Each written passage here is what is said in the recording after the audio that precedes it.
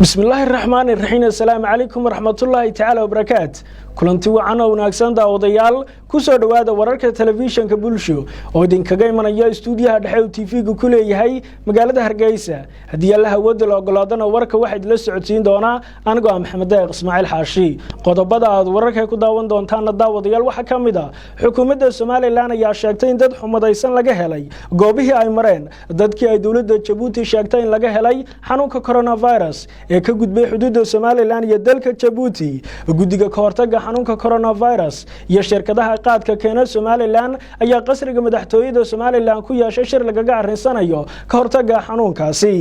qaar kamid ah madax dhaqameedka ka soo jeeda gobolada bariga Soomaaliland ayaa ku baaqay in dib loo furo wada hadaladii u dhaxeeyay Soomaaliland iyo Soomaaliya wadahay daawadayaal kuwaasi waxay hayeen qodobada ugu doorka roon wararka iyaga imkana u diyaar garooba wararkaasi iyo warar kale oo faahfaahsan